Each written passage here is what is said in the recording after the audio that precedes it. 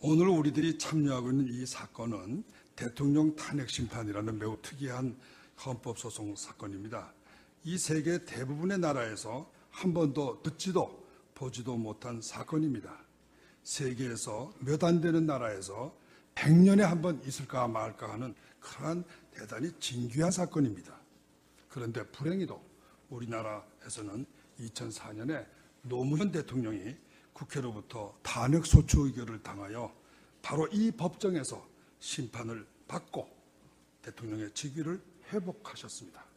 그로부터 불과 12년도 채 안 되어서 다시 박근혜 대통령님이 국회로부터 탄핵소추 의결을 당하여 같은 법정의 피소추자로 서서 단편 심판을 받는 세계 탄핵사 헌정사에 유례가 없는 부끄럽고 불행한 정치 사법의 비극이 다시 생긴 것입니다. 만일 이런 추세가 계속된다면 우리나라는 앞으로 83년이 남은 21세기 말까지 동안에 10명의 단임제 대통령이 이 자리에 다시 서서 헌법재판관님들로부터 재판을 받는 비극이 계속되어서 필시 나라가 망하고 더 나아가서는 탄핵심판제도 때문에 헌정체제가 무너지는 이상한 나라로 세계인의 웃음거리가 될 것입니다. 그러면 이와 같은 망국적인 대통령 탄핵 사건이 유독 대한민국이라는 나라에서 이렇게 빈번하게 생기는 이유가 무엇일까? 이거를 한번 생각해 볼 필요가 있다고 저는 봅니다. 국민들이 대통령 선거에서 대통령을 잘못 뽑은 거냐? 저는 아니라고 생각합니다. 대통령 선거 탓은 아니다. 민주주의 탓은 아니다. 문제는 이 나라의 단원제 국회가 적법 절차를 무시하고 졸속으로 대통령을 탄핵하는 그런 나쁜 관행과 버릇 때문입니다. 또 더 나아가서는 탄핵 심판 사건에 전속적 관할권을 가지고 있는 헌법재판소가 국회의 위헌적이고 위법한 졸속 탄핵 소추 의결을 소위 국회의 자율권이라는 이름 아래 위헌 심사를 하지 않고 거부하고 국회에 대해서 면죄부를 주는 이런 위헌적인 불법 재판을 거침없이 하고 있기 때문입니다. 이 사건 탄핵소추의 적법 절차 위반은 대단히 중요한 문제입니다. 우리나라는 외국하고 달라요. 탄핵소추 의결만 있으면 자동으로 피탄핵자의 권한이 정지되는, 그래서 탄핵소추 의결 그 자체만으로 실질상 탄핵 인용 결정에 선행을 해서 탄핵의 효과가 발생하는 아주 매우 특이한 전 세계에 유례가 없는 우리나라만의 독특한 제도입니다. 즉 한국의 국회의 탄핵소추 의결이란 건 단순한 고발이나 소추가 아니에요. 대통령의 직무상실이라는 탄핵심판의 효과에 단행가처분을 겸한 권리침해, 권리박탈의 효과가 발생하는 특수한 법률행위입니다. 헌법이 직접, 보통, 비밀, 평등선거에 의해서 적법하게 선출한 민선 대통령 박근혜에게 보장한 박근혜의 대통령 개인의 5년간 대통령 직무 수행, 공무담임권이라는 헌법적 기본 권리를 탄핵심판 절차가 계속되는 동안 법관의 유죄 판결이 없이도 침해 박탈하는 비정상적인 권리 침해가 바로 우리 국회의 탄핵소추입니다. 이거는 헌법 제65조 자체가 물론 그렇게 규정을 했다고는 하지만 이 규정 자체가 세계 보편적인 인권 보장의 원리, 소위 판결시까지 무죄를 주장한다 하는 이 세계적인 인권 보장 원리에는 어긋나는 잘못된 헌법 규정이라 사실은 진작에 개정을 했어야 되는 겁니다. 뿐만 아니라 2012년 대선에서 박근혜 대통령을 선출한 국민들의 공무 참여권이라는 게 있습니다. 선거는 투표가 바로 그거죠. 법원의 판결 없이 탄핵 심판시까지 수개월간 박탈하는 이런 또 심각한 권리 침해이기도 합니다. 따라서 국회가 이런 반탄핵, 반이라는 건 하프란 뜻입니다. 2분의 1 탄핵 결정에 효력을 갖는 탄핵 소추 의결을 할 때는 탄핵 인용 결정에 준하는 정도의 확실한 증거, 또 법리조사, 선례조사, 법리해석 절차 이걸 다 거쳐서 해야 되는 것입니다. 그런데 이번에 작년 12월 9일에 국회 이 탄핵 소추에는 탄핵 사유에 대한 충분한 시간적, 사전적 법률 검토와 증거 조사 및 여론 수렴 절차가 하나도 거쳐지지 않았습니다. 졸속으로 이렇게 처리한 결과 박근혜 대통령과 국민의 중대한 헌법적 권리가 적법한 절차 없이 침해돼서 중대한 적법 절차 위반, 즉 헌법 위반이 있음을 지적하지 않을 수 없습니다. 그래서 구체적으로 제가 좀 설명을 드리겠습니다. 일괄 투표의 위헌성 문제입니다. 원래 탄핵이라고 하는 건 그 사유가 하나하나가 독립된 탄핵 사유가 되는 겁니다. 그래서 여러 개의 사유가 모여가지고 그게 탄핵 사유가 되는 게 아니라 하나하나가 탄핵 사유이기 때문에 이것처럼 이렇게 내용과 적용 법률이 다른 13개 사유를 가지고 탄핵을 소추하려고 그러면 13개 탄핵 사유 하나에 대해서 투표하고 그래서 국회 정원의 3분의 2를 찬성을 얻은 그 사유만 골라내서 그 사유만을 탄핵 소추장에 기재해가지고 헌법재판소에다가 이거 재판해 주시오. 이렇게 청구해야 되는 것입니다. 이거는 저 개인의 주장이 아니에요. 이거 대통령 탄핵 제도를 만든 나라가 바로 미국입니다. 근데 이 미국의 예를 보시면은 17대 앤드루 존슨 대통령, 39대 클린턴 대통령이 탄핵 소추 의결할 때 여기 닉슨이 좀 빠졌네요.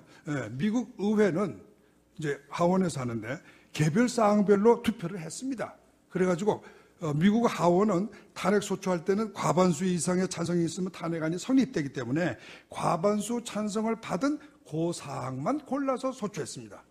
본회의에 넘겨서 더 나아가서 이게 탄핵 소추안을 심판하는 상원, 이거 우리나라하고 달라서 헌법재판소 대신에 상원이 탄핵 심판을 하는데 이것도 역시 며칠 간격으로 탄핵 소추안을 개별적으로 사안별로 투표해서 탄핵 여부를 결정한 겁니다. 이와 같이 사유별로 투표하지 않고 일괄하여 투표되면 왜 문제가 생기냐면요. 투표자가 구체적으로 어떤 사유를 가지고 탄핵한 의사인지 알 수가 없습니다. 이렇게 일괄을 투표하면은 어떤 탄핵 사유에 대한 투표를 한 게 아니라 탄핵에 대해서 찬성하냐 반대하냐를 묻는 투표가 되는 겁니다.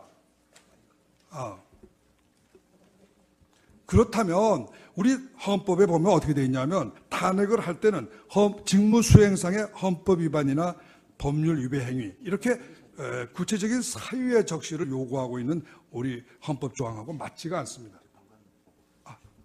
죄송합니다.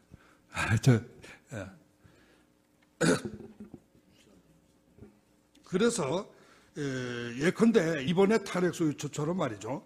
13가지 되는 경우에 예를 들어서 50명 의원이 사유 하나 1회, 그 다음에 다른 50명 의원은 사유 2회, 이런 식으로 각기 자기가 다른 사유로 탄핵을 찬성했다. 이렇게 만일에 가정해 보면은 개별 사유별로 투표했으면은 13개 사유가 모두 3분의 2의 정독수에 미달하기 때문에 탄핵이 하나도 성립이 안 됩니다.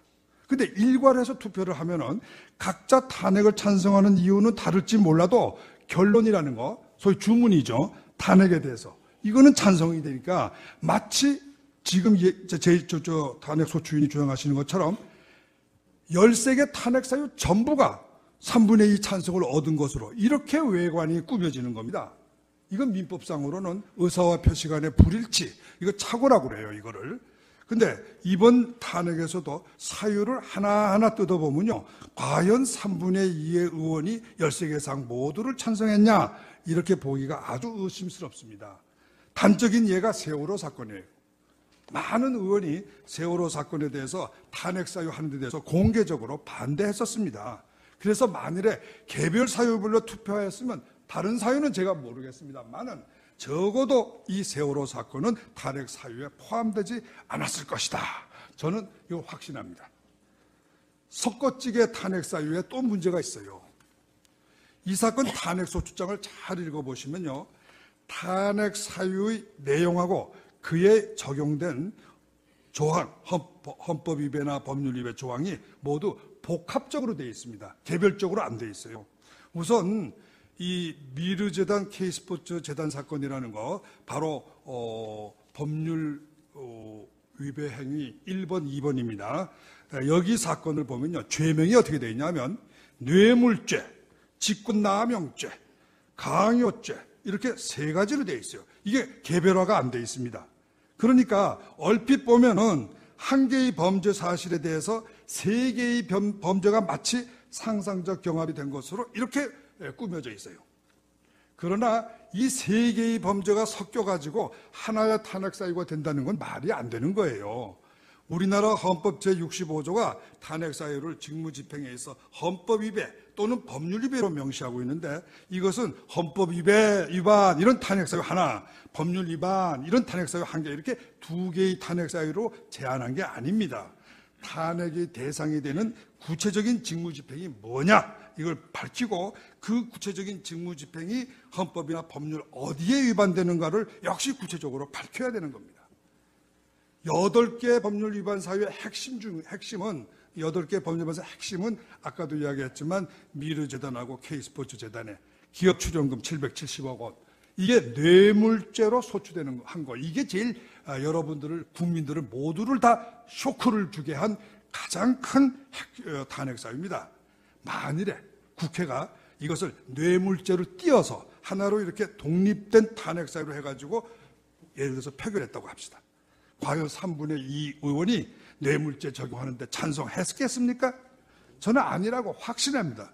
왜냐하면 기업 출연금 770억 원은 박근혜 대통령이나 최순실이 한 번도 만져본 적도 없고 처음부터 끝까지 재단이 가지고 있었기 때문에 이것을 대통령이 이득했다 하는 건 삼척동자도 수긍하기 어려운 주장이에요. 그렇기 때문에 그 이영렬 서울지검장이라는 사람도 이 770억이니 뭐 이런 거 출연금 이거 뇌물죄로 기소 안 했습니다. 그런데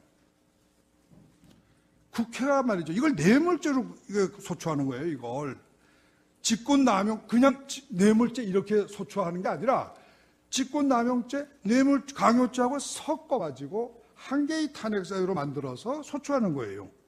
그렇기 때문에 미르재단, K스포츠 재단의 설립 모금을 탄핵 사유로 삼는데 동의한 의원의 이 대부분은 사실은 진심은 뇌물죄 부분이 아니라 모금 과정의 위법성, 모금 목적의 위법성, 아까 저 청구인 측 대리인이 열심히 설명하신 그 부분이에요. 이렇게 보고 이 사유에 찬성했다. 저는 이렇게 보입니다.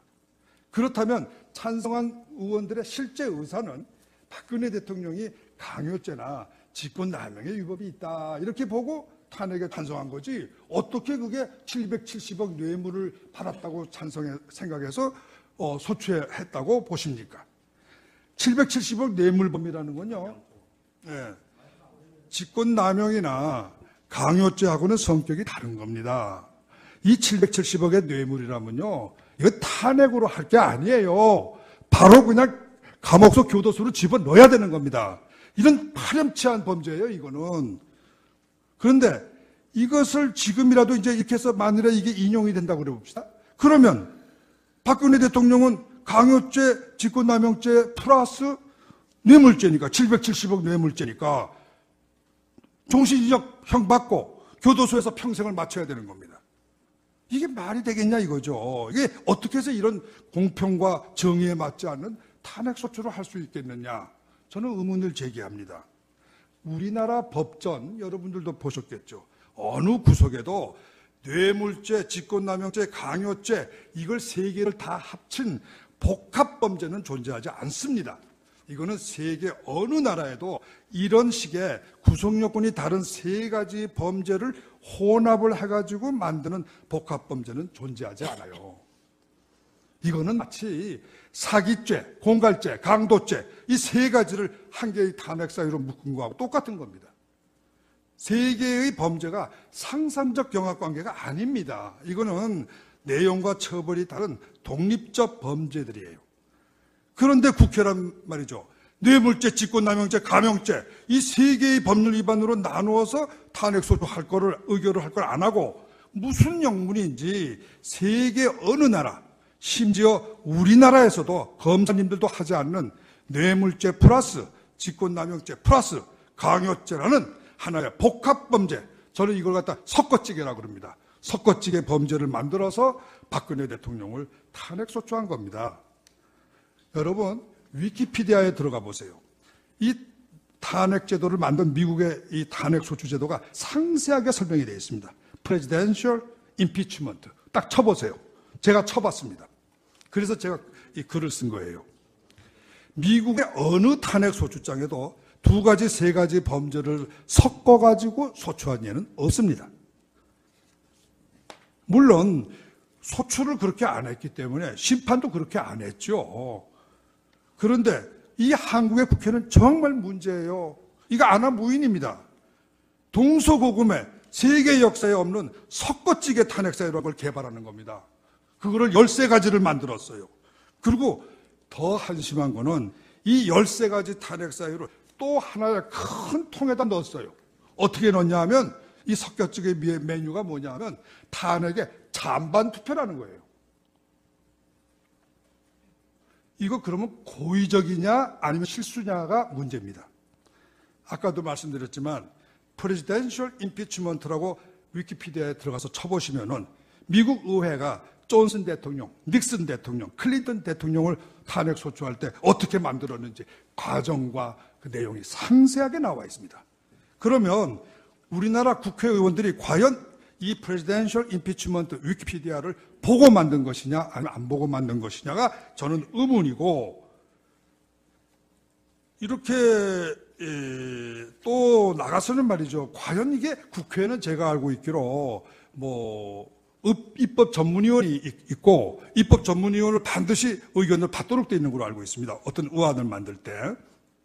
그리고 여기 계시는 권성동 탄핵소추 대표께서는 법조인 출신이십니다. 20년의 검사 출신이세요.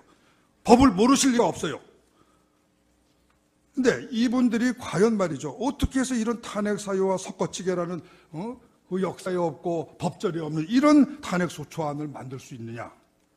참 저는 이것이 고의적이 아닐까 하는 의심이 들어요. 몰라서 했다는 건 믿어지지 않습니다. 만일에 이게 고의라고 한다면 이거는 첫째는 자기 동료 의원들을 속인 겁니다. 그리고 뿐만 아니죠. 여기다 소추장을 내가지고 여기 계시는 이 탄핵 헌법재판소의 재판관님들을 속이려고 하는 거예요. 그리고 5천만 국민을 속이려고 하는 겁니다. 만일에 저들이 무고한 박근혜 대통령을 쫓아내고 그 속이는 이유가 조기 선거를 해서 정권을 잡겠다, 이런 욕심으로 사기극을 벌린 거라면 이건 절대로 단순한 사기죄라고 할 수 없습니다. 이건 주권자인 국민을 속이고 권력을 뺏겠다는 그야말로 국정농단의 대역죄인들입니다. 결국 국회의 일괄 투표는 중대한 헌법 위반의 하자가 있는 겁니다. 제가 혼자 이렇게 떠들면 바보 될까 봐 이 주장을 입증하기 위해서 우리나라에서 가장 유명한 헌법학자들을, 전문가들을 증인으로 신청하고자 합니다. 법원에서 꼭 들어주시길 바라고요. 다음에 증거조사 없는 탄핵소추, 이건 문제입니다. 앞에서도 말했지만 우리나라는 외국하고 틀려요. 탄핵소추 의결만 해도 자동으로 피탄핵자의 권한이 정지되니까 이 단순한 고발이 아니라 직무상실이라는 단행가처분의 효과가 발생하는 거거든요. 그러니까 직접 보통 비밀평등선거에 의하여 적법하게 선출된 민선 대통령 박근혜님에게 헌법이 명문으로 보장한 박근혜 대통령의 5년간 대통령 직무수행 공무담임권, 이런 헌법적 기본 권리를 탄핵심판 절차가 계속되는 동안 법원의 유죄 판결 없이 침해에 박탈하는 비정상적인 권리 침해가 발생합니다. 그래서 이러한 그걸 할 때는 더군다나 국가의 원수인 대통령을 탄핵하는 거니까 탄핵소추안을 의결할 때 조금이라도 실수가 있거나 어떤 충분한 자료가 있는가, 또 법적 선례가 있는가, 이런 걸 우리나라뿐만 아니라 외국의 선례도 마땅히 검토를 해야 되는 겁니다. 그런데 여러분 이번에 그 탄핵소추장 내용을 잘 읽어보세요. 여기 보면은요, 탄핵 근거가 박근혜 대통령의 지시와 이 지시에 관련된 최순실이나 이 비서관들의 언행입니다. 물론 지시는 박 대통령 자신의 행위니까 다툼이 없어요. 이 부분은. 지금 싸워지고 있는 건, 쟁점이 되는 건 비서나 최순실의 발언이나 행위가 범죄가 되느냐 안 되느냐 여기 달려 있습니다. 최순실이나 비서관들의 범죄 행위가 성립되고 그것으로 끝나진 않아요. 자동으로 대통령이 책임지는 건 아니니까. 그것에 플러스해서 대통령이 지시한 그 행위가 공범 요건을 갖추고 있느냐, 즉 교사나 방조에 공범 요건을 갖추어 있느냐, 이게 문제입니다. 요컨대 최순실이나 비서관의 범죄 성립이 탄핵의 성결 요건인데, 그래서 국회도 이걸 아니까 최순실 등의 소위 국정농단 사건을 조사하기 위해서 박영수 특검을 설치를 했었어요. 그렇다면 우리가 국민의 상식으로 보세요. 특검의 조사 결과, 이걸 기다려가지고 그 조사 결과를 보고 그 다음에 이거 범죄다 이렇게 확신이 있으면 확인이 되고 법원에 최소한도 유죄 1심 법원의 판결이라도 있다거나 그러면은 일단 그 위에다가 제2의 요건, 공범 요건을 소위 교사방조 사실 및 공범자로서의 고의가 있느냐, 이거를 조사를 확인을 해가지고 이 두 가지 요건이 모두 성립된다고 확신할 수 있는 그런 충분한 증거가 모였을 때 비로소 탄핵 소추 사유가 확정될 수 있는 겁니다.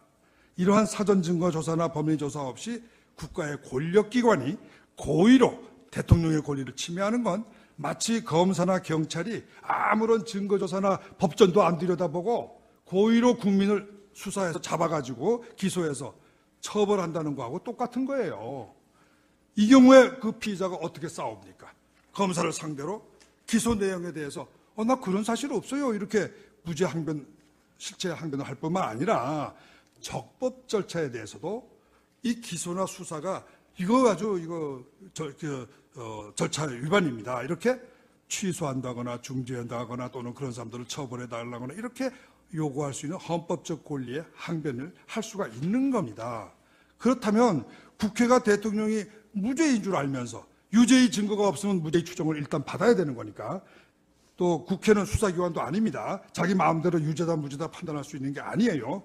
대통령을 졸속으로 탄핵소추 의결을 해서 대통령의 헌법상 권리인 5년간의 직무집행권, 또 국민들의 공무 참여권, 이거를 박탈해가지고 침해한다는 건 탄핵소추권의 남용입니다.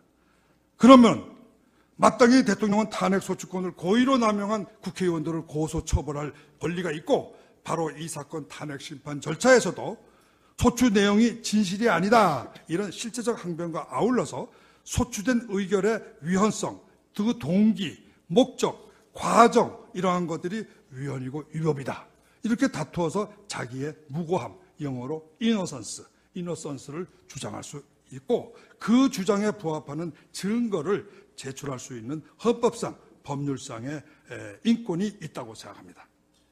요컨대 국회가 증거도 없이 고의로 탄핵소추권을 남용하는 것은 헌법 제12조, 미국 수정헌법 제5조나 제14조의 적법 절차하고 같은 내용인데요, 여기 위반이라고 안 할 수 없습니다.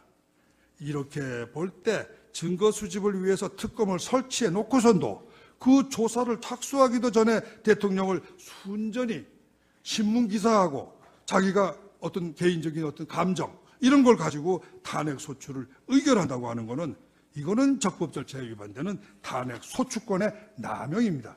고의가 충분히 입증이 돼요. 이것은 우리 헌법의 기본적인 법치주의, 적법 절차 원리에 반하는 중대한 위헌적인 탄핵소추입니다.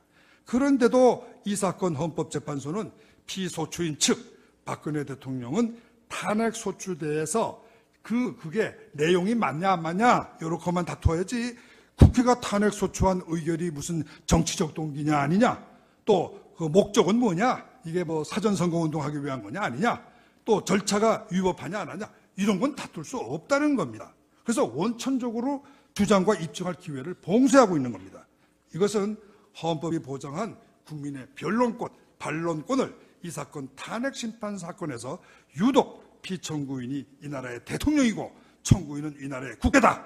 이런 피상적인 이유 하나 가지고 부정하는 정말로 어이가 없는 재판입니다. 증거가 없는 졸속 탄핵 소추의 부작용을 우리가 생각해보지 않을 수 없어요. 아까도 얘기했지만 증거를 먼저 수집하고 그 다음에 소추해야 되는데 그게 아니라 먼저 소추하고 나중에 증거 수집하겠다. 이렇게 되면요, 지금 우리나라가 얼마나 혼란에 빠져 있는 줄 아세요? 이것 때문에 최순실, 안종범의 형사재판을 받고 있는데 그 와중에 또 특검이 보강 수사를 한다고 구속의 필요성, 증거인멸이나 도주의 우려도 없는 이재용 삼성 총수를 구속 수사하고 더 나아가서 국회가 증거 보강하겠다고 청문회를 계속 열어서 수많은 기업 총수들이 해외 출장을 못 가고 있고 나라 경제와 치안이 아주 나쁘게 됐어요. 제가 정말 그런 피해가 있는지 없는지 저는 증인을 신청을 해서 입증하겠습니다. 특히 문제가 되는 것은 탄핵소추 의결 당시 탄핵소추의 당부를 그 당시에 소추할 당시의 증거를 가지고 또는 주장을 가지고 헌법재판소가 이거 당부를 가려야 되는데, 그러다 보니까 헌법재판소는 이제 최순실의 형사범죄 증거를 헌법재판소가 전부 중복적으로 재조사를 하고 있어요. 그래가지고선 지금 두어 달간을 전부 여기에 시간을 소모한 겁니다. 이건 시간 낭비예요. 예산 낭비예요.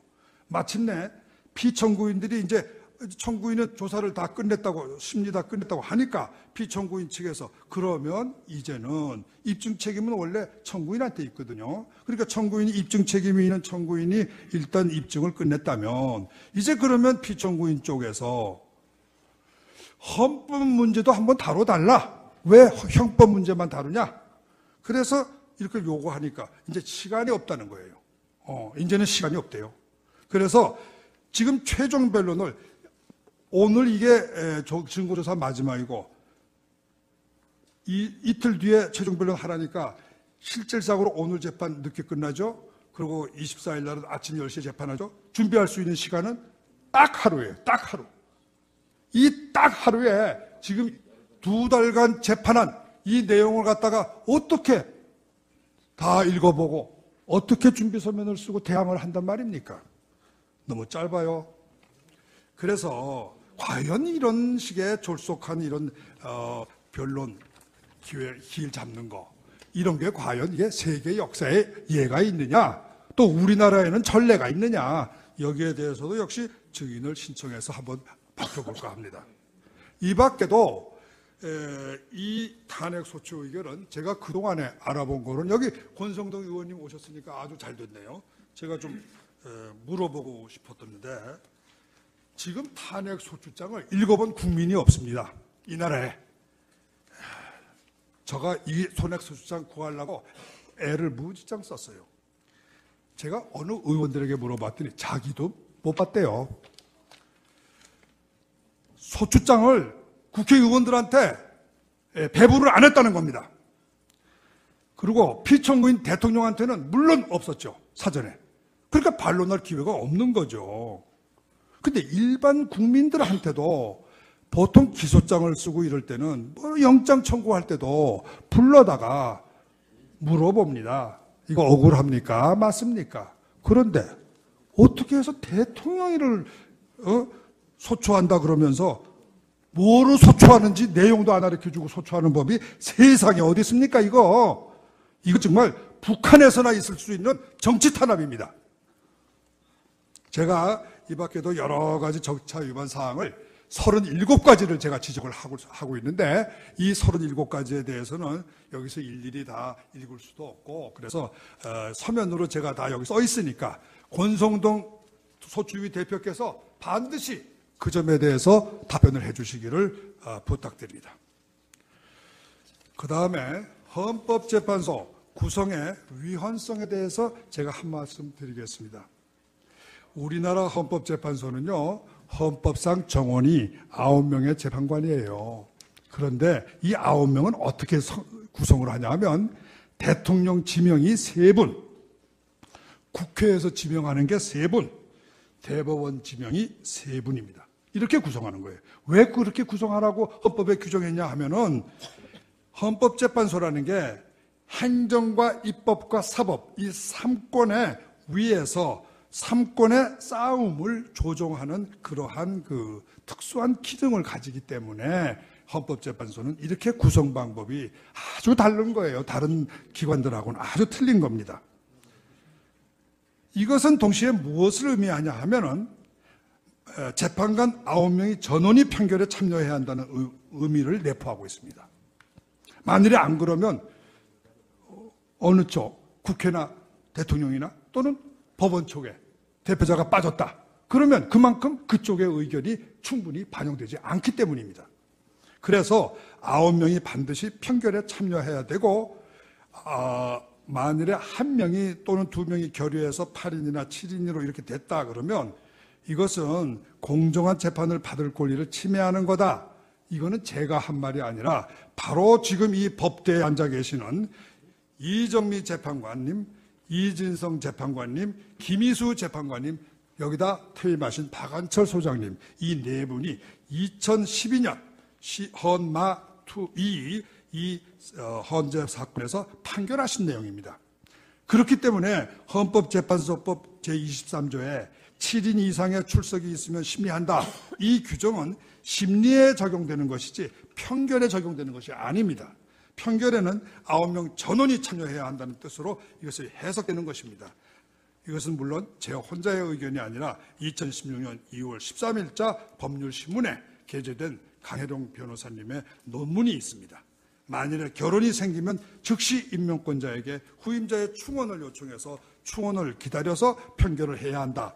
이거는 2017년 2월 9일자 법조의견서에서 원로 법조인들이 발표한 의견입니다.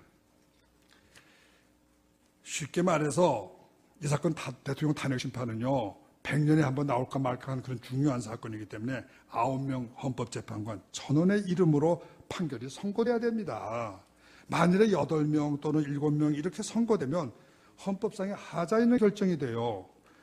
그렇기 때문에 이거는 생각해 보세요. 이렇게 판결을 해서 내리면 찬성이든 반대든 쪽에서 이 하자를 딱 끄집어내 가지고 재판 무효다 이렇게 주장할 게 뻔한 거 아닙니까? 그러면 우리나라 어떻게 되겠습니까? 지금 한번 생각해 보세요. 정말 우리나라 잘못하면 내란 상태로 들어갑니다. 이런 불행은 정말 없애야 돼요. 그리고 여기 권성동 의원님 계셨으니까 제가 한 38가지 다 읽어드리면 좀 언짢으실 거고 몇 개만 대표적인 거 몇 개만 우선 읽어드릴게요. 권성동 위원장님 탄핵소추장 보니까 비선 조직을 이용한 국정농단이다 이런 말을 쓰셨던데 이 비선 조직 국정농단 이거 대한민국 법전 어디에 있습니까? 이게 무슨 뜻이에요? 뜻을 아세요? 뜻을 알고 썼습니까? 비선 조직이란 말은 깡패들 쓰는 말이에요. 첩보 조직에서 쓰는 말이에요. 또 국정농단? 권 의원님 웃지만 마시고 국정농단이라는 단어 뜻 아세요? 모르시잖아요. 저는 서강대학에서 2년간 한국 법제사를 강의한 사람입니다. 국정농단이라는 단어는 경국대전에도 없어요. 이거는 당파 싸움할 때 상대방 당을 잡을 때 쓰는 말이에요. 경국대전에 없는 죄명을 만들어서 삼족을 멸하기 위해서 만들어낸 탄핵용어입니다. 이런 단어를 탄핵소추장에 쓰면 어떡하자는 겁니까? 당파 싸움 하자는 거 아닙니까, 이거는? 그리고 도대체 말이죠. 특검을 똑 설치하고 나서 조사도 안 기다리고 소추한 의견은 필연적인 이유가 있을 거라고 생각합니다. 근데 그 이유는 그래도 국민들한테 알려줘야 될 거 아닙니까? 난 이래서 부득이 특검 기다리지 않고 소추했다. 왜 당당하게 말을 못해요? 그리고 탄핵소추장이다 그러면 대통령에 대한 탄핵소추장 아닙니까? 그러면 대통령 뽑은 대한민국 국민도 이해관계자입니다. 그 이해관계자들한테 적어도 소추장 내용이 뭔지는 알려줘야 되는 거 아닙니까? 지금까지 국회에서 탄핵소추장을 국민들에게 공표한 적이 있어요? 지금까지 12월 9일부터 2달, 석 달 지난 지금 현재까지도 우리 국민들은 탄핵소추장 내용을 모르고 있습니다. 제가 하도 답답해서 탄핵한다는 책에다가 끄트머리에다가 탄핵소추장 내용을 붙였어요. 그때 우리나라 국민들이 처음으로 탄핵소추장 내용이 이렇게 황당하구나 알았다고 합니다. 그러면 국회의원들도 못 받았다는 이 탄핵소추장 어떻게 작성된 건지, 누가 어떻게 언제 작성했는지 밝혀야 될 거 아니에요. 제가 알고 있기는 하루 전에 작성했다는데 도대체 대한민국의 대통령을 탄핵하는 국회가 하루 전에 탄핵소추장을 쓰고 이거 무슨 나라가 이런 나라가 다 있습니까? 미국이나 브라질 같은 외국에서는요, 국회가 탄핵소추할 때 1년 이상 걸립니다. 여러분 인터넷에 들어가서 지난번에 탄핵당한 브라질의 호세 대통령, 여자 대통령, 그 월드컵 치르다가 쫓겨난 사람, 그 어떻게 탄핵소추하는데 얼마나 시간이 걸렸는지 한번 인터넷으로 한번 검색해 보세요. 그리고 도대체 이런 그 중요한 의원을 갖다 이렇게 투표하려고 그러는데 야당 의원들은 의원 사직, 총사직서를 간부들한테 내고 투표장에 들어가요. 여러분, 국회의원들이 이건 무슨 야구자들입니까? 이건 말이죠. 서약서 아닙니까? 내가 이 서약서대로 투표 안 하면 나 잘라도 좋다. 그 다음 공천 안 줘도 좋다. 이런 뜻 아닙니까? 이거 무슨 뜻입니까? 제가 이거는 뭐 권성동 의원님하고 관련이 없기 때문에 야당 대표에게 제가 질문하고자 합니다. 정인 신청을 하고자 합니다. 그리고 나머지는 제가 여기 다 써 있으니까 읽어보실 줄로 기대합니다. 끝으로 이 세월호 사건 이야기 좀 해봐야 되겠어요. 이 세월호 사건의 행적에 대해서 대통령한테 왜 물어봤는데 왜 답변 안 하냐. 이게 탄핵사유예요. 자, 세월호의 피해자를 구조해야 될 책임이 물론요, 여러 가지 법적으로야 선장한테 있고 정치적으로야 대통령한테 있겠죠. 그러나 대통령 한 사람한테 있습니까? 국회의원들은 놀고 술 먹고 다녀도 괜찮은 거예요? 대통령은 머리도 깎지 말고, 대통령은 조신해서 무슨 밥도 먹지 말고, 국회의원들은 술 먹고 해도 괜찮은 거예요? 그러면 안 되는 거죠. 국정에 대한 책임은 대통령 1인한테 있지 않습니다. 국회의원들도 있는 거예요. 그러면 자, 탄핵 소추하는 사람들은 최소한 도덕적 의무가 있습니다. 나는 그 7시간 동안에 정말 머리 깎고 옷 입고 아주 식사도 안 했다. 구조대를 빌기 위해서. 아니면 내가 그 구조 현장에 뛰어가서 이렇게 구조했다. 써내야 될 거 아니에요. 나는 다 했는데 대통령은 뭐 하십니까? 이렇게 물어야 우리가 볼 때, 여러분 성경에도 있잖아요. 여기 중에서 죄 없는 자가 돌을 던지라고. 자기네들은 그 7시간 동안에 술을 먹었는지 무슨 짓을 했는지 우리가 어떻게 압니까? 그걸 다 입 다물고 감춰놓고 대통령 한 사람한테만, 더군다나 여자 대통령 보고 그동안에 어디 계셨어? 10분 단위로 보고해. 이거 말이 되겠어요? 이거 정말 세상 사람들이 알면 웃기는 거예요. 웃기는 거.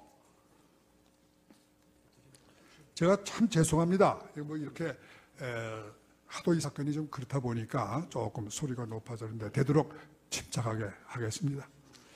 제가 죄송하지만 뭐 이 사건의 역사적인 의미 때문에 부득이 재판관님의 그래서 어떤 개인적인 비난한다든가 이런 뜻은 전혀 없습니다. 다만 재판의 문제, 법적인 문제점에 대해서는 부득이 이것이 누구의 처분인지를 밝혀야 되기 때문에 이름을 좀 거명을 해서 그 법적인 문제점을 다투고자 합니다.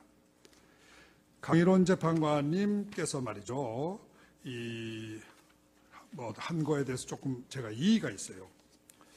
여러분, 국회의원들이 원래 좀 이상한 사람들이니까 뭐 졸속한 처리를 잘 해요. 그런데 그렇게 의결을 한다 하더라도 만일에 이 헌법재판소에서 말이죠, 이 졸속한 탄핵소추 의결을 이거 적법 절차에 위반되는 거다 이렇게 보고 그것을 각하한다거나 기각한다고 그럽시다.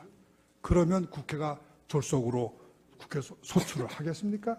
나중에 심판을 받는다면 안 할 거라고 저는 봅니다.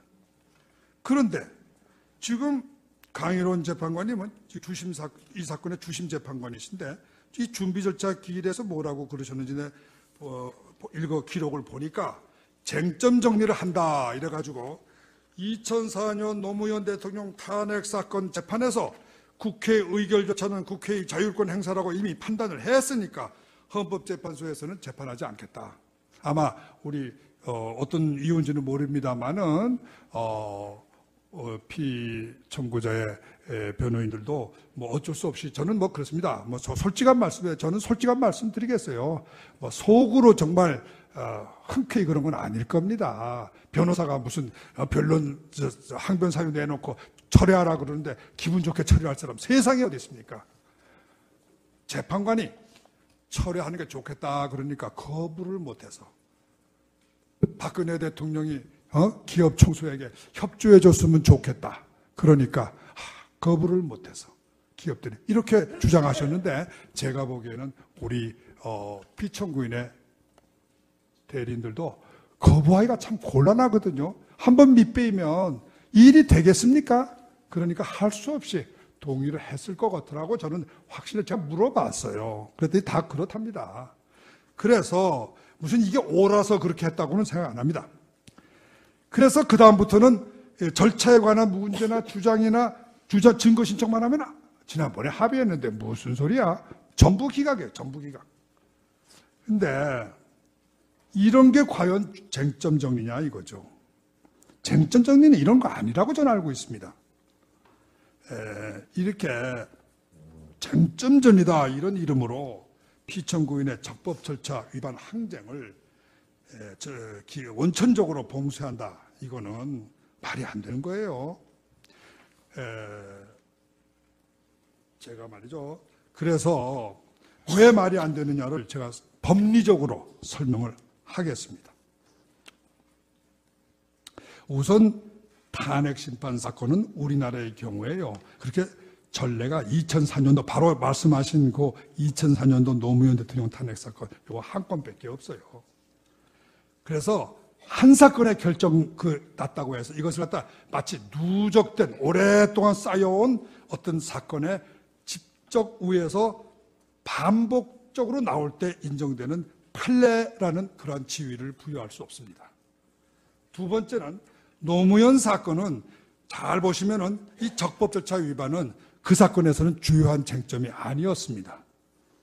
그래서 이 부분에 대한 결정 이유라는 건 무슨 이러이러한 판례가 있고 이러이러한 선례가 있고 이러한 학설이 있고 쫙 밝혀서 안 되겠다 이렇게 한 게 아니고 단문단답형으로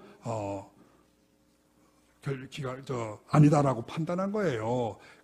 이렇기 때문에 원래 구속력이라고 하는 건요, 주요한 쟁점으로 다뤄졌을 때만 어떤 구속력을 발휘할 수 있는 겁니다. 이것은 소송법 다 읽어보시면 다 알아요. 또 기본적으로 우리나라는 판례국가 아닙니다. 판례법 국가 아니에요. 성문법 국가예요. 그렇기 때문에 판례는 원칙적으로 법의 소스라고 볼 수가 없습니다. 또 사건에 아무리 선례가 있더라도 사건이 그 내용이 동일성이 없으면 구속력은 없는 겁니다. 근데 노무현 대통령 탄핵 사건, 이 사건 탄핵 사건하고는 배경, 원인, 과정, 적용 법규, 사실관계 모두 완전히 판이합니다. 이렇게 볼 때 이거 노무현 대통령 탄핵 사건이 결정이 있으니까 이 사건에서도 박근혜 대통령은 대리인을 통해서 어떠한 적법 절차의 위반에 대한 주장도 할 수 없다, 입증도 할 수 없다. 이건 말이 안 되는 거죠. 이거는 정말 강일원 재판관님이 어떤 근거에서 이런 말씀을 하신 건지 그 법적인 근거를 반드시 대셔야 된다고 저는 믿습니다. 저는 반대되는 그 의견에 대해서 증인으로 전문가들을, 우리나라 최고의 헌법 전문가들을 증인으로 불러서 이것이 틀린 이론이라 하는 것을 입증을 하겠습니다. 입증을 기회를 주시기 바랍니다. 그 다음에 한번 우리가 이 무슨 복잡한 법률 이런 거 생각하지 말고 그냥 상식으로 우리 마음의 소리를 한번 들어봅시다. 만일에 국회의 탄핵 소추 의결이 헌법이나 법률에 적법조차에 안 맞는다. 이런 걸 헌법 전문 사법기관이 유일한 게 헌법재판소입니다. 우리나라에서. 그리고 탄핵 사건은 딴 법원에서 관리를 못해요. 헌법재판소만 전속 관할이 있다고 헌법에 박혀 있어요. 그러면 이 기관에서 이런 문제를 안 다투어 주면은 심리를 안 해주면 대체 누가 심리합니까? 대법원에서 이거 심리해요?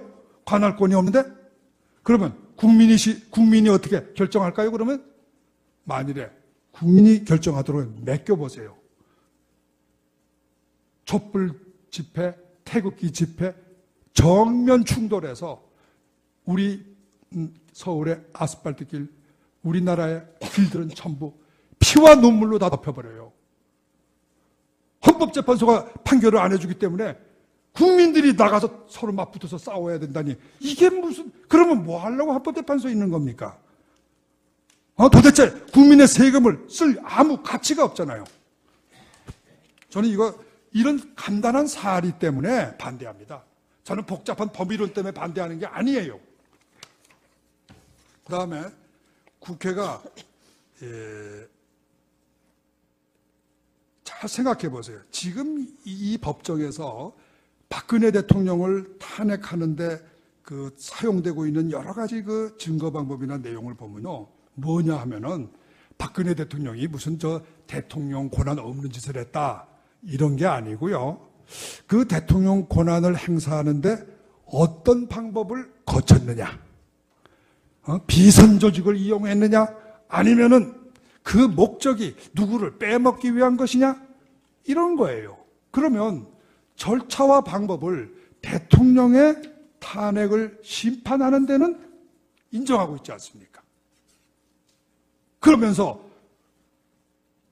대통령을 탄핵하는 국회의 탄핵 소추장에 대해서는 절차가 나는 몰라, 절차는 간섭 안 하겠어. 자, 이게 당사자 대등의 원칙이나 헌법 평등의 원칙에 맞겠습니까? 저는 이해가 안 가요.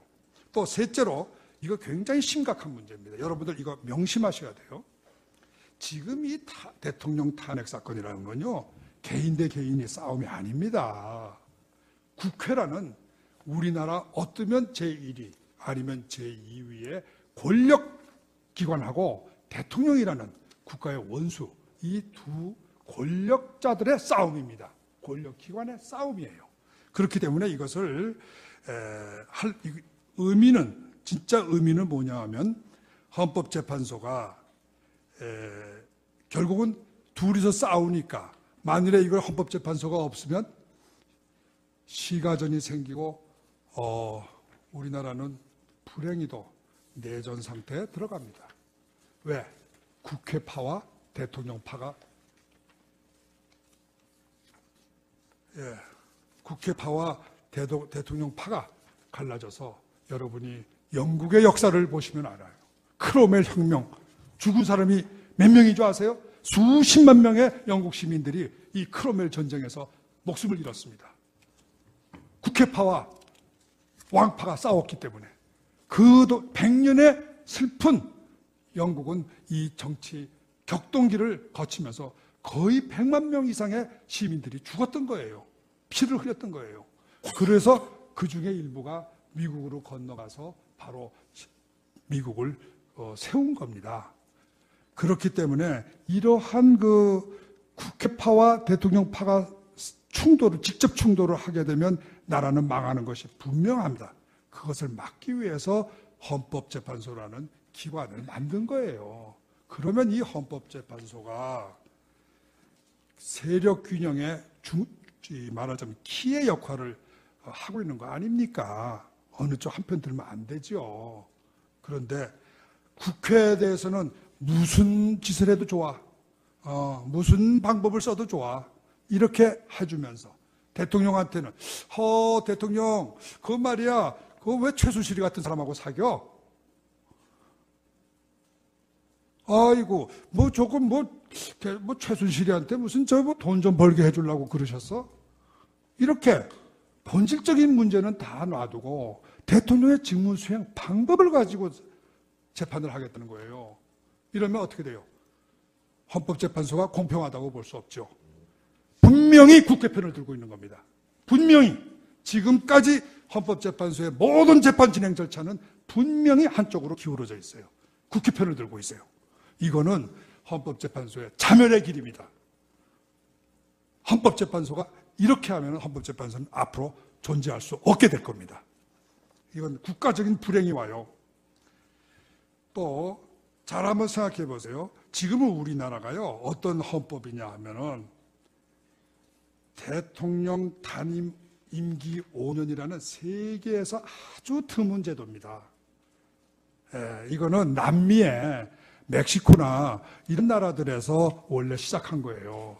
그런데 물론 그거는 뭐 장기 독재를 막는다는 좋은 명분은 있습니다. 저는 그걸 뭐 반대하는 건 아니에요. 그런데 부통령제가 없어요, 우리나라가. 그리고 국회는 또 양원이 아니에요. 단원입니다. 이게 근본적인 문제예요. 다른 나라들은 왜 탄핵 소추가 졸속으로 안 되냐? 양원제이기 때문에 그래요. 양원제이기 때문에. 그러니까 단원제에서 설사 좀 졸속으로 이렇게 처리를 해도 상원에서 이거 문제 있다 하면서 재검토를 하거든요. 그러니까 졸속이 나올 수 있는 가능성이 극히 드문 거예요. 그런데 우리나라는 단원제 국회입니다. 이 단원제 국회가 핫가닥 해가지고 하루 만에 짝짝짝 해치워버리면 통제할 길이 없어요. 이래서 우리나라에 이런 불행이 오는 겁니다. 단원제 국회라는 이 점을, 이걸 고쳐야 되는 건데 국회의원님들이 안 고쳐요. 맨날 제가 헌법 개정안을 유심히 들여다봤는데 대한민국에서 지금까지 헌법 개정안 중에서 단원제를 양원제로 만들자는 헌법 개정안은 본 적이 없어요. 전부 다 국회에 눌려가지고 그런 개정안을 만들지도 못해. 그러면 그건 좋아요. 거기다가 지금 국회는 대통령은 5년 단임이에요. 그런데 국회의원들은 임기는 4년이라고 1년 짧은데 횟수에 제한이 없어요. 그래서 제가 조사를 해봤더니 우리나라 대통령 임기는 5년인데 국회의원님들의 평균 임기가 7년입니다. 재직 기간이.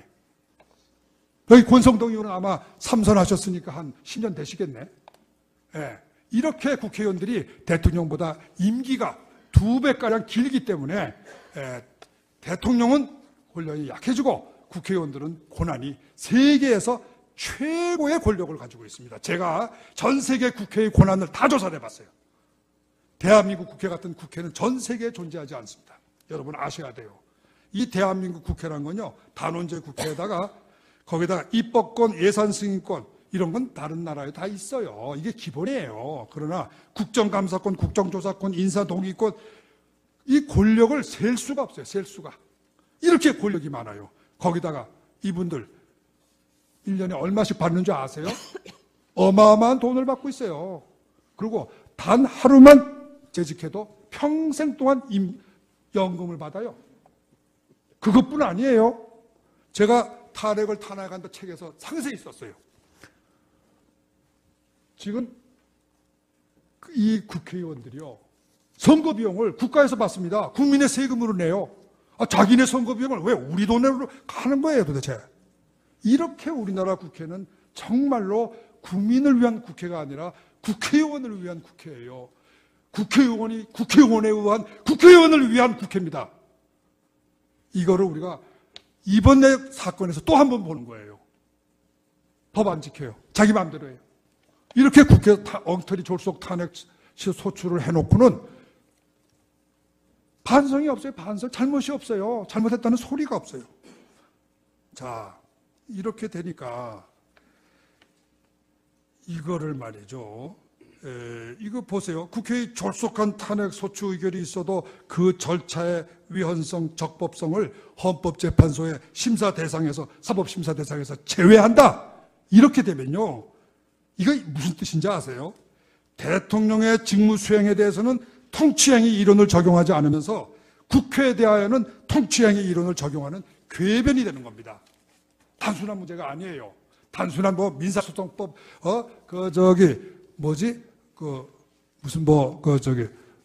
준비 절차, 종교적 효과에 관한 민사소송 규칙, 그런 거 적용할 그런 사안이 아닙니다. 이거는 헌법적인 눈으로 봐야 되는 거예요.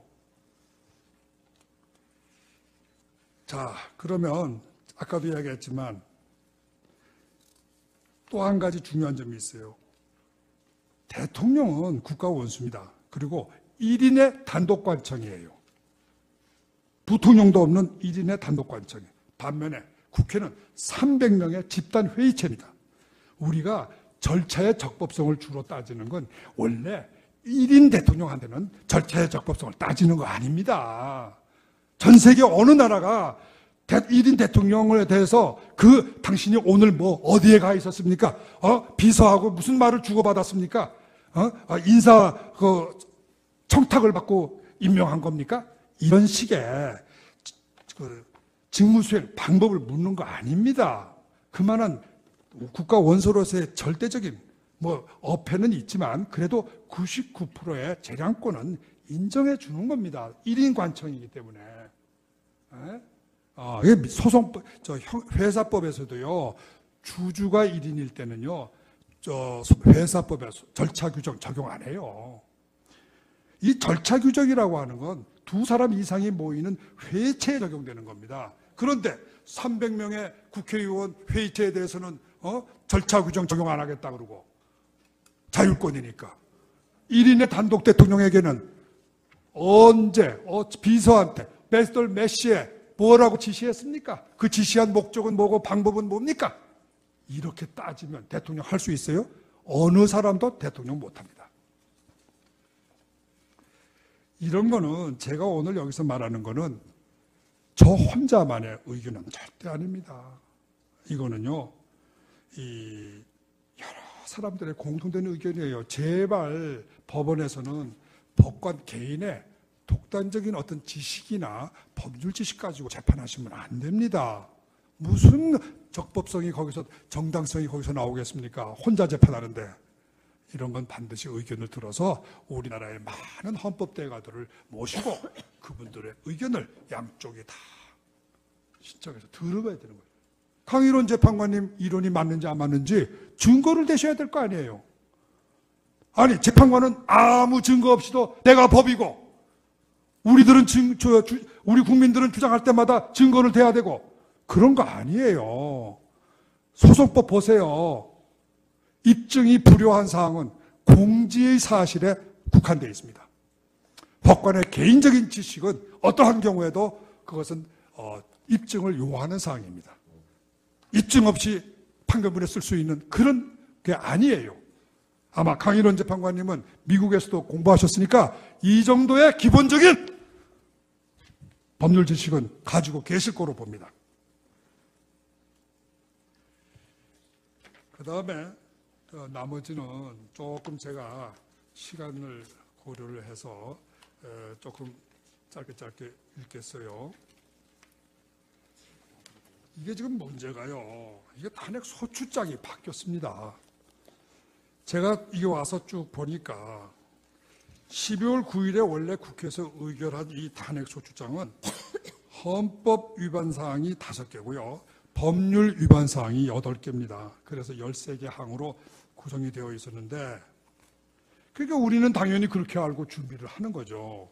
그런데 이 사건 주심인 강일원 재판관님께서는 2017년 1월 준비 절차 기일에서 국회의 탄핵소추장 내용이 산만하대요. 그리고 형사적인 이게 공소장하고 비슷하다. 안 되겠다. 헌법재판 못하니까 이렇게 고쳐라. 쟁점은 1. 비선 조직에 의한 국정농단에 따른 국민주권주의와 법치주의 위반. 2. 대통령의 권한남용. 3. 언론 자유 침해, 4. 생명권 침해. 이건 세월호 사건이죠. 4가지 헌법 위반으로 정리하여 와라. 이렇게 청구인 측 권성동 의원한테 요구를 하신 건지 권유를 하신 건지 코치를 하신 건지 저는 모르겠습니다. 어쨌든 간에 이 말씀에 따라서 권성동 의원께서는 2월 1일 날 이 말씀하신 그대로 고쳤어요. 그 바람에 이름은 준비서면인데 내용은 40여 쪽짜리 탄핵소추장에 월 탄핵소추장에 2배에 가까운 70장의 탄핵소추장을 준비서면이다 이렇게 이름을 붙여서 헌법재판소에 제출을 했고 그 이래 헌법재판소는 이 이름이 준비서면인 새로운 탄핵소추장을 가지고 탄핵심판을 지금까지 진행해 온 겁니다. 여러분, 이름 바꿨다고 뭐 바뀝니까? 내용이 문제지. 내용을 보면은 종전에 13개 탄핵사유와 그 소추장에 적힌 사실관계를 4개의 헌법 위반으로 법률 구성을 바꿨습니다. 사실관계도 이 새로운 법률 구성에 맞춰서 전부 재작성됐어요. 또 이 바람에 새로 작성하는 이 기회에다가 이 기회를 틈타서 특검이 조사한 조사 결과들, 소위 무슨 블랙리스트 작성이니 이런 새로 조사한 것들, 요즘에 아마 삼성 이재용 총수 부분도 아마 추가될 것 같으네요. 이런 걸 가지고 새로 탄핵소추장 내용을 바꾼 겁니다. 정말이지 법관은 공평하고 중립이어야 합니다. 법관은 경기의 선수가 아닙니다. 심판입니다. 청구인 측의 법률 구성이 잘못되고 사실관계가 좀 잘 되었으면 청구를 각하거나 기각하면 끝나는 거예요. 이 내용이 좀 말뜻이 뭔지 모르겠다. 이거 좀 밝혀라. 이거는 좋지만 말뜻을 자기가 모르면은 다른 사람도 다 모르나요? 그거는 제일 먼저 다퉈야 될 사람이 청구인 측의 변호사입니다. 이 사람들은 바보입니까? 제가 그동안 조사해 봤더니 여기 앉아 계신 황정근 변호사님 이런 분들은 전부 다 우리나라 최고의 엘리트 변호사들이에요. 아니 이런 엘리트 변호사들이 다 있고 권성동 국회의원장이 딱 앉아 계시고 국회는 힘이 넘치는데 약한 사람은 누굽니까? 여자 하나네, 여자 하나. 그 여자 하나를 편을 드는 게 아니라 약자를 편드는 게 아니라 이 강하고 이 똑똑한 변호사들이 혹시나 잘못했을까 봐 거기다 힘을 보태주는 겁니다. 제가 볼 때 법관은 약자를 생각하는 것이 정도라고 생각합니다. 강자를 편드는 것은 법관이 해서는 안 되는 길이라고 저는 믿습니다.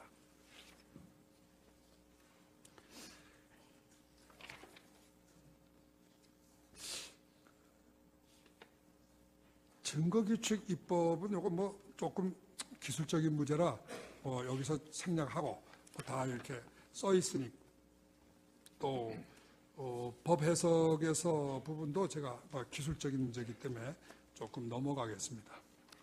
읽지 않겠어요. 그러나 한 가지 꼭 읽고 가야 될 부분이 하나 있어요. 제가요 와가지고 그동안에 증인신문한 약 100몇 시간의 동영상을 다 보지는 못했어요.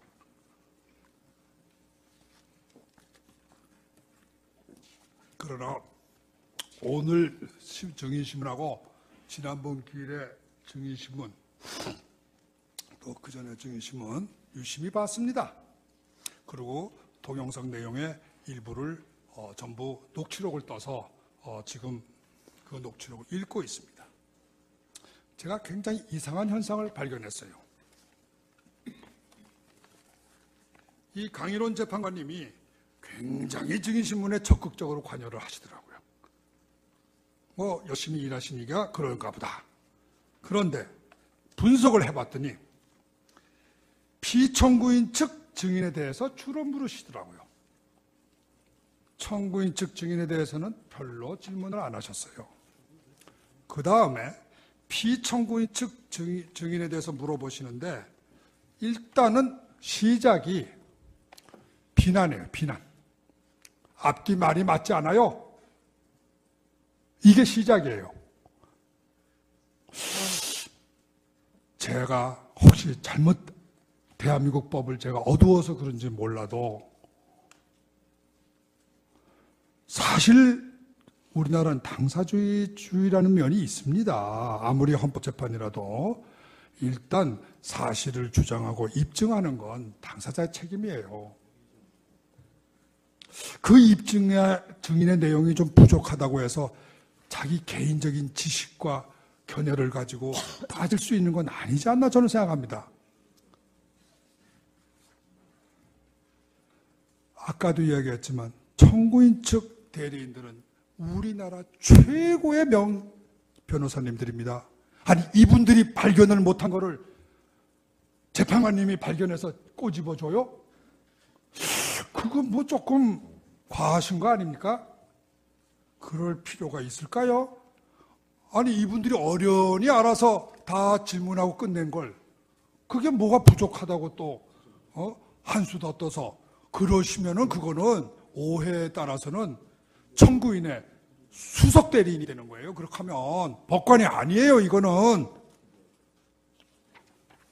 이 점에 대해서는 제가 뭐 단순히 말로만 하면은 재판관님한테 혼날 테니까 제가 변호사님, 분명히 근데 말씀이 조금 지나치신 것 같습니다. 잠깐만요. 조금 예, 언행을 죄송합니다. 조심해 예, 주시기 예, 바랍니다. 제가 조금- 수석 대변인이라는 말씀은 감히 이 자리에서 하실 수가 없으시죠. 그렇게 오해될 수 있다는 뜻입니다. 속으로 죄송합니다. 그렇게 그러면 오해하셔서 그거는 고치겠습니다. 수석 대변인 아니십니다. 그리고 죄송합니다. 잠깐만요. 그냥 제가 재판관으로서 좀 지나치시다 이런 뜻으로 김평우 정정하겠습니다. 변호사님, 제가 잠깐 말씀드리겠습니다. 이 재판 진행 절차를 지난 기일부터 참여하셨죠. 그래서 이 진행 절차를 잘 모르시는 것 같은데요. 주심 재판관님께서 이 재판을 주도해 나가시기 때문에 질문이 많으실 수밖에 없고요. 그 다음에 변호사님이 참여하신 이후에는 주로가 아니라 전부 피청구인 증인 신문뿐이었습니다. 그렇기 때문에 피청구인밖에 증인이 없으니까 질문하시는 건 당연하시고요. 변호사님께서 그 전에 동영상을 못 보신 것 같아요. 그 청구인 쪽 증인에 대해서도 다 적극적으로 저희 재판부 재판관님들이 다 알겠습니다. 질문을 예, 하셨습니다. 죄송합니다. 그래서 제가 사실관계는 좀 아시고 예, 말씀을 제가 해주십시오. 다 보고 나서 잘못된 거 있으면 정식으로 사과하겠습니다. 이것도 죄송하게 됐네. 바로 이 이야기를 하게 돼서. 이정미 재판장님한테도 제가 조금 문제가 있다고 봅니다. 우리 지금 이 대통령 탄핵 심판이라고 하는 역사적, 국가적, 국제적 사건의 심판 시한이 이정미라는 특정 재판관의 퇴임 일자인 3월 13일 이전 선고에 맞추어서 증거조사 및 변론 절차를 과속, 졸속으로 진행한다면 이건 안 되는 거라고 저는 생각합니다. 특히 2월 20일, 지난번 월요일이죠. 2월 22일, 오늘이죠. 2월 24일, 내일 모레입니다. 일주일에 이렇게 3번이나 변론기일을 열고 24일을 최종 변론기일이다. 이렇게 지정을 하는 건 이거는 3월 13일 자신 퇴임 일자에 맞추어서 재판을 과속으로 진행하는 거 아니냐. 이런 의혹을 받기가 쉽습니다. 물론 제가 지난번에 법정에서 재판관님께서 말씀하시는 걸 들었어요. 이게 국정중단이라는 아주 그 국가적인 위기 때문에 빨리 진행하는 거니까 그거 좀 이해해달라. 그런데 저는 이렇게 생각합니다. 국정중단은 아니죠. 이거 황교안 대행이 엄연히 대통령 대행으로 계시니까 또 할 일을 다 하시는데 뭐 국정중단이다 이렇게 말씀하시는 건 좀 이상하고 국정이 혼란스럽고 국민들이 불안하다. 그거는 맞습니다. 그런데 그러면 일주일에 3번씩 재판하고 최종 변론 기회를 단 하루를 여유를 주고 그렇게 하면 국정 불안이 없어지나요? 제 생각은 반대예요. 이거야말로 국민들을 더 국정 불안으로 모는 겁니다. 이 국민들 중에는 촛불 집회 국민들만 있는 건 아니에요. 태극기 집회 국민들도 대한민국의 똑같은 국민이고 똑같은 세금을 내고 있습니다. 그러면 이분들의 마음은 다 무시되는 거 아닙니까? 조금 더 이런 점을 참고해 주셨으면 좋겠어요. 물론 탄핵이 이게 말이죠, 단심입니다. 헌법재판소가. 물론 그러니까 뭐 저희가 어떻게 결정하시든 우리가 상소할 길은 없겠죠. 그러나 재소 사유가 있으면 재심은 가능하지 않나, 저는 그렇게 생각합니다. 또 부당한 변론권 제한이 있으면 이거는 분명히 개인적인 책임을 물을 수 있는 그 그런 부분에 대해서 제가 사안이라고 말씀드리겠습니다. 봅니다. 김 변호사님, 네. 제가 지난번에 발언을 못하시게 한 것이 아니라 그날은 제가 변론 종결을 선언을 했습니다. 오늘로 이것으로 재판을 마치겠다고 선언을 하신 후에 갑자기 발언 기회를 달라고 하셨고, 오늘 충분히 변론 기회를 드린다고 말씀을 드렸고요. 지금 충분히 하고 계십니다. 그래서 그 부분을 양해해 주시면 좋겠고요. 그 부분 이해하셨으리라 생각됩니다. 예. 아니 저기 지난번에 저가 이게 변론 종결한다는 말씀을 하실지 안 하실지 제가 어떻게 알겠습니까, 미리. 그래서 저는 이렇게 재판을 하면은 제가 사실 좀 착오가 있었어요. 저는 12시에 점심시간이 되면 네, 그 재판이 끝나는 줄 알았어요. 했다가 일단 점심시간을 주고 다시 오후에 속개하는 것으로 저는 그렇게 생각을 했기 때문에 12시가 돼서 좀 이렇게 더 이상 말씀을 드린 건데, 아마 그분에 대해서는 조금 제가 어떤 이 관행을 잘 몰랐던 것 같습니다. 그 부분은 약간 오해가 있으신 것 같습니다. 예. 네. 그리고 제가 보니까 1월 25일 박한철 전 소장께서는 마지막 재판기일 법정에서 설명을 이정미 재판관이 3월 13일 퇴임할 예정이므로 그 전에 판결이 선고될 수 있도록 재판을 서둘러 놔야 된다 한다는 이런 취지의 발언을 하셨고, 문재인 씨 등 야당의 실력자들도 역시 같은 취지로 계속 발언을 해서 현재 이 나라의 언론과 국민은 이거를 모두 기정사실화하고 있습니다. 저는 그건 잘 이해가 안 돼요. 이거는 지금 현재 이 헌법재판소법에 보면요, 헌재 사건의 심판기일은 180일을 이릉 한도로, 물론 이거 강제 규정은 아닙니다. 훈시 규정이지만 이릉 한계로 정하고 있습니다. 그런데 지금까지 이 재판에 소요된 시간은 80일밖에 안 돼요. 180일하고는 거리가 멉니다. 그런데 어떻게 해서 이 법에 정해진 판결 시한이 기준이 안 되고 아무 이유 없는 한 사람의 재판관의 퇴임 일자가 기준이 되는가? 사실 저는 잘 이해를 잘 못하고 있습니다. 물론 이거 설명을 잘 해주실 거로 믿습니다만은 이거는 좀 단순히 말씀으로만 하실 게 아니라 행동으로 보여주셔야 되지 않나, 저는 이렇게 생각을 합니다. 끝으로 제가 몇 가지만, 얼마 안 남았어요. 제가 보니까 12월 말부터 시작해서 한 주일에 2번씩 화요일, 목요일 변론기를 열어서 그야말로 정말 참 이 사건 심리에 우리 헌법재판관님들은 전력을 기울이고 계십니다. 그런데 오늘 현재까지 약 18회인가요? 기일이 잘 보면은, 진행된 내용을 보면은 모두 최순실 형사사건의 검찰 신문조서, 법원의 신문조서, 그리고 증인의 증언, 이런 거예요. 결과적으로 그러다 보니까 이 사건 탄핵 심판 사건은 헌법 사건이 아니라 형사 사건이 되어버렸어요. 그것도 피청구인 박근혜 대통령의 형사 사건이 아니라 최순실 및 대통령의 비서 등 측근들의 형사 사건이에요. 그런데 헌법상의 탄핵 사유는 피청구인 본인의 직무상 헌법 위배나 법률 위배지 피청구인이 아닌 다른 사람들의 직무상 헌법 위배나 법률 위배는 아닙니다. 그러면 지금까지 재판은 전부 대통령하고는 관련 없는 다른 사람들 사건 가지고 재판을 한 거예요. 자, 어쨌든 청구인은 주장 자체가 대통령이 직접 잘못했다는 게 아니고 그 최순실이니 또는 그 안종범이니 이런 그 비서나 측근들이 잘못이 결국은 대통령의 잘못이다. 이런 이론입니다. 이거는 연대 책임 이론이에요. 근데 이 연대 책임 이론은 민사 책임에만 적용되는 겁니다. 형사 책임에 절대로 적용될 수가 없어요. 연대 책임으로 형사 책임 지는 거 전 세상 눈 뜨고 한 번도 본 적 없습니다.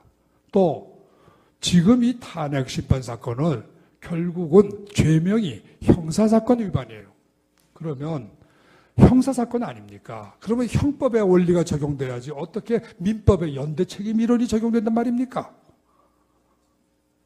저는 이 점도 대단히 어쨌든 그게 피청구인의 주장이시니까 저는 존중하겠습니다. 예, 그 청구인의 주장이 과연 법리적으로 맞는지 안 맞는지 그거는 재판관들이 판단하시겠죠. 연대 책임을 탄핵 사건의 책임에도 적용하느냐 안 하느냐 앞으로 중요한 판례가 될 겁니다.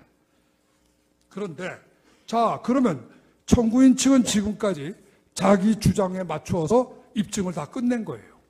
자, 이제부터는 그럼 피청구인도 자기 주장 내세우고 입증해야 될 거 아닙니까? 여러분 미식 축구 보셨죠? 공격팀이 한번 해서 쭉 하다가 뭐 이렇게 하면 그 다음에 바꾸잖아요. 마찬가지지 않습니까? 그 재판이란 것도 우선은 입증 책임이 있는 청구인 측에서 쭉 주장 입증하고 어느 정도 그 주장 입증이 누가 보더라도 객관적으로 야, 이 정도면 상당한 90% 가능성이 있네. 이렇게 되면은 그 다음에 입증의 부담이 피청구인 측으로 넘어와서 피청구인은 그때부터 반증을 내거나 또는 반대 항변을 세우는 겁니다. 이거는 전 세계 재판의 기본 원칙이에요. 그러면 피청구인이 지금 반증하고 반론하는 건 지금부터입니다. 그런데 아니 청구인이 주장과 입증을 다 마쳤으니까 이제 재판 끝났다? 피청구인의 주장과 입증은 들을 거 없다. 결심이다. 이거 좀 전 이해를 할 수가 없어요.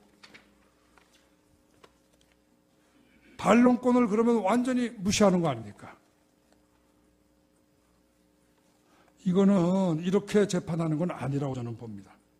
제가 너무 여러 가지로 소리가 높고 제가 혹시 한국의 재판 방법이나 법정의 분위기에는 대단히 맞지 않는 그러한 그 변론을 했다고 저도 스스로 느끼고 있습니다. 그러나 아까 맨 처음에 말씀드린 것처럼 이것은 우리나라 역사에 기 남을 하나의 중요한 자료이기 때문에 반드시 많은 분들이 보시면서 이해를 좀 하셔야 될 것 같아서 제가 굳이 이렇게 구두 변론을 좀 길게 했습니다. 결론을 말씀드리고 물러나겠습니다. 다음에 증거 신청으로 들어가겠습니다. 대통령 탄핵 사건은 국회와 대통령 간의 권력 충돌입니다. 본질이 일종의 정변이죠. 이러한 정치적인 변란을 사실 평생 법만 공부하신 법관들이 재판한다는 건 상당히 어려운 일이에요. 그래서 이런 걸 하면 안 된다는 학자들도 많이 있습니다. 정치 권력 싸움을 법의 잣대로 가린다는 게 얼마나 어렵겠습니까? 2004년 노무현 대통령 탄핵 사건 때는 이 탄핵 심판의 바로 그 가운데 시점인 2004년 4월 15일 국회의원 총선거가 있었습니다. 그 총선거에서 노무현 대통령에 대한 탄핵 소추가 선거의 최대 쟁점이 됐었습니다. 노무현 대통령을 지지하는 열린우리당이 과반수를 넘는 159석인가 7석으로 압승을 거두었습니다. 50석도 안 되던 꼬마 정당이 하루아침에 제1정당이 된 것입니다. 이건 세계 선거 사상의 그 유래를 찾기가 매우 어려운 압승입니다. 그렇기 때문에 어떤 정치적 관점에서 보면요, 탄핵 기각이라는 결론은 이미 난 겁니다. 그렇기 때문에, 그리고 이 내용이 비교적 단순해요. 보시면 알다시피. 그래서 이 대통령의 공개 발언이 공직선거법 위반이라고 하는 비교적 가벼운 내용이었습니다. 그래서 탄핵 기각이라는 판결은 대단히 쉬웠고, 언론도 당시에는 굉장히 양측의 균형을 맞추고 있었습니다. 그렇기 때문에 헌법재판소는 중대성 위법이다, 이런 이론으로 타협적인 판결을 내려서 여야 양측으로부터 또 국민 모두로부터 환영받는 그런 판결을 내렸던 것입니다. 그런데 이번 탄핵 사건은요, 굉장히 성격이 틀립니다. 우선 내용이 13개 항의 복잡한 내용이에요. 그리고 다 굉장히 감정적이에요. 감정적인 내용들입니다. 770여 원의 뇌물죄 성립 여부, 또 세월호 사건의 7시간 행정 문제, 이렇게 대단히 감정적인 그러한 그 요소가 있습니다. 그 내용이 심각해요. 이거 인정되면 박근혜 대통령은 대통령직만 물러나는 게 아닙니다. 제가 보기에는 검찰에 구속될 거고 교도소로 갈 거고 어떻게 될지 모르겠습니다. 그리고 결과에 있어서도 촛불 시위, 태극기 시위가 극한 대립을 지금 하고 있는데, 어떤 결론을 내려도 재판관님들 정말 참 힘드시게 한쪽으로부터 또는 반대측으로부터 엄청난 비난과 공격을 받으실 거라고 봅니다. 상당히 자칫하면 헌법재판소가 과연 존립할 수 있느냐, 이런 문제도 생길 거로 봅니다. 이러한 심각한 딜레마 상황에서 헌법재판소가 택할 수 있는 최선의 길은 대통령의 잘잘못을 따지기보다는 국회가 원천적으로 졸속한 재판을 해서 의결을 한 거니까 이거 우리는 내용에 들어갈 것도 없다, 절차가 잘못된 거니까 안 되겠다, 이렇게 재판하시는 것이 법리에도 맞고 뿐만 아니라 정치적으로도 대단히 현명한 결정이 되실 것으로 믿습니다. 이 나라 법치주의의 최후의 보루인 헌법재판소가 이 사건의 심판을 놓고 극한적으로 대립분열된 이 나라 국민을 구하고 헌법재판소의 존속과 국민의 신뢰를 받으려면 탄핵 내용의 진위를 조사하는 형사재판에 들어가지 마시고 누구도 명백하다고 볼 수 있는 국회의 졸속한 처리를 끄집어내서 탄핵 결정을 못하겠다, 이렇게 거부를 해서 국회에게 돌려주셔야 됩니다. 그러면 뿌린 자가 거두는 거예요. 씨를 뿌린 자가. 원천적으로 잘못한 사람이 책임져야 됩니다. 결자 해지입니다. 이렇게 한 국민 상식에 부합하기 때문에 어떤 국민도 여기에 대해서 이론을 할 국민이 없습니다. 촛불도 이론을 할 수 없어요. 국회가 명백하게 졸속한 소출을 한 거는 그 사람들도 부인할 수 없기 때문입니다. 객관적 증거로 완전히 증명되기 때문입니다. 태극기 집회는 결과가 마음에 드니까 무조건 찬성일 거예요. 자, 그러면 우리 헌법재판소 재판관님 8분들은 국민의 영웅이 되십니다. 2004년도에 윤영철 재판소장님께서 개인적으로 저한테 해주신 말씀이에요. 오늘날 우리 헌법재판소가 생긴 지 불과 30년도 안 됐는데 대한민국 국민들 모두로부터 신뢰와 존경을 받고 전 세계인들로부터 위대한 민주주의의 수호자다, 이렇게 존경받는 이유가 무엇이겠습니까? 잘 생각해 보세요. 노무현 대통령 탄핵심판 사건이 그야말로 솔로몬의 지혜를 발휘한 명판결이었기 때문입니다. 지금 여기 헌법재판관님 8분께 제가 진심으로 호소합니다. 이러한 상황에서, 이 역사적인 상황에서 제발 정치 소용돌이에 휘말리지 마시고 누구나 봐도 분명히 누구도 거부할 수 없는 국회의 졸속한 탄핵 처리에 대해서 엄중하게 심판을 내려주십시오. 그렇게 되면은 국민들의 절대적인 사랑과 존경을 받고 또 헌법재판소가 그렇게 남아야만 우리나라의 법치주의가 존속됩니다. 저는 내가 누구 편을 들기 위해서 사실 미국에서 온 거 아닙니다. 저는 헌법재판소 재판관님들에게 바로 이 말씀을 드리고 싶어서 왔어요. 재판관님들, 우리나라 법치주의를 위해서 또 이 나라 국민들을 위해서 제발 부탁드립니다. 정의에 맞는 탄핵, 각하, 절차 위반 이렇게 판단해 주시기를 간곡히 부탁드립니다. 저는 준비서면에 대해서는 이것으로 제 말씀을 마치겠습니다. 이어서 아까 준비서면에 관련된 증인 및 증거 신청에 대해서도 잠깐 말씀을 드리고, 먼저 여기에 대해서도 역시 조 변호사님이 처리하시겠다고 그래서 저는 말씀을 드립니다. 다만 증거 신청에 대해서는 아까도 쭉 약간 준비서면에도 말씀드렸지만 제가 일단 섭외한 증인들의 이름은 밝혀드리는 게 좋을 것 같아서 말씀드리겠습니다. 헌법학자로서는 허영, 최대관, 조병윤 전문가 증인으로 신청하고자 합니다.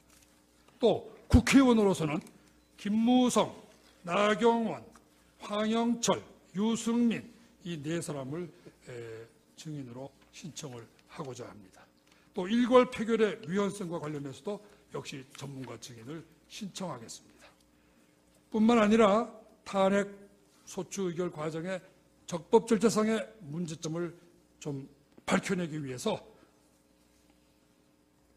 국회의장 정세균, 국회의원 정종섭, 그리고 운영위원회 수석전문위원 및 국회의사 국장 이걸 증인으로 신청하겠습니다. 또 원내대표단이 모든 이 절차를 주도한 것으로 압니다.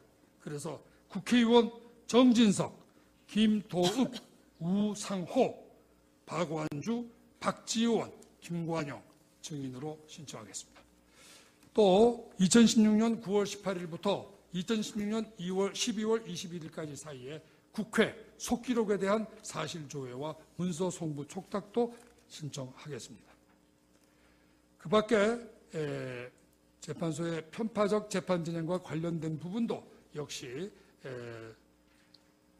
관련해서 전문가 증언과 서증 제출 이러한 것을 하겠습니다. 물론 녹취록은 지금 작성 중에 있기 때문에 요거는 정리해서 제출하겠습니다. 또 재판부 구성의 법적인 그 위헌성 문제를 증언해 주실 분으로 전문가 증인 강혜룡 변호사를 신청합니다. 또 탄핵 심판이 우리 국익에 미치는 영향, 또 탄핵 소추가 우리 지금까지 우리나라 이익에 미친 악영향 이런 것을 관련해서 역시 전문가 증인과 신청하겠습니다. 지금 섭외 중에 있습니다. 또 재단 설립의 역사에 대해서도 대통령의 재단 설립에 관한 이 역사 이런 것에 대해서도 경제단체나 경제인 학자 분을 복고일 씨와 김진현 씨 이렇게 증인을 신청하고자 합니다. 그리고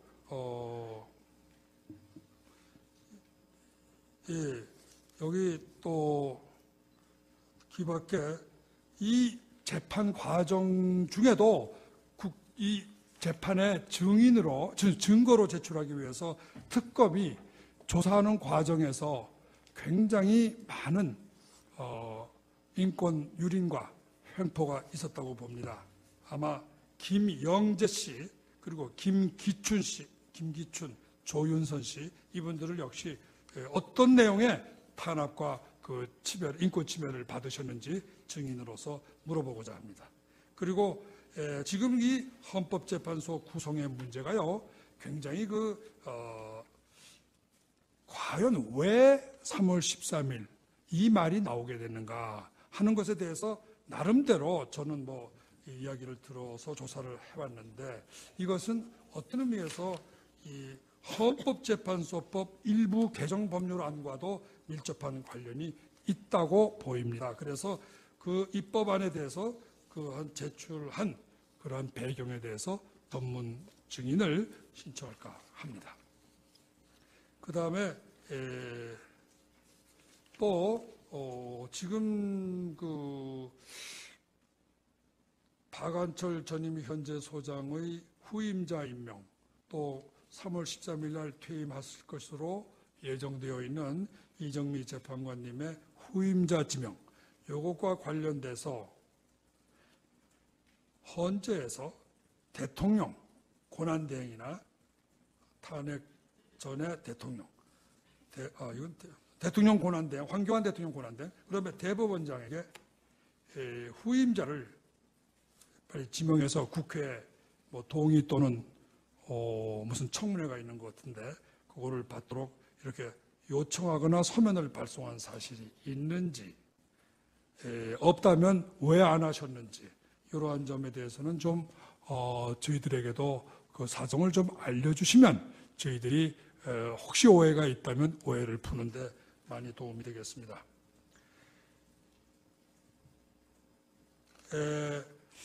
필요에 따라서는 이 박안철 전 소장님의 발언이 정말로 정말 평지풍파고 대단한 그 우리 국민들을 혼란에 빠뜨린 장본인이시라고 보입니다. 그래서 박안철 전 헌재 소장님을 증인으로 불러서 어떤 취지에서 어떤 배경에서 그런 말씀을 하시는지 한번 증인으로서 들어볼까 합니다.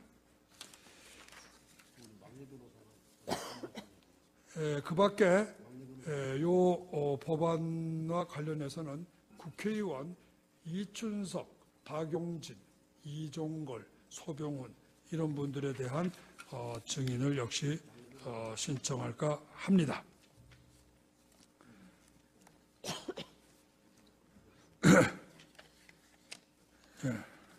제 좀 많이 길었던 제 변론을 끝까지 이렇게 잘 경청해 주셔서 재판관님 8분께 진심으로 존경과 제가 감사의 인사를 드립니다. 그리고 여러 또 우리 권성동 대표님과 변호사님들 여러분, 그리고 여러 방청하신 여러분들께도 또 이 테이프를 들으실 여러분들께도 잘 제가 혹시 발언 도중에 어떤 그 잘못된 부분이 좀 있다고 생각하시면은 알려주시고 혹시 고칠 수 있는 기회가 있으면 제가 고치도록 그렇게 하겠습니다. 감사합니다. 네. 김 변호사님 장시간 수고하셨습니다. 그 피청구인 측에서 더 변론하실 분 있으십니까? 예.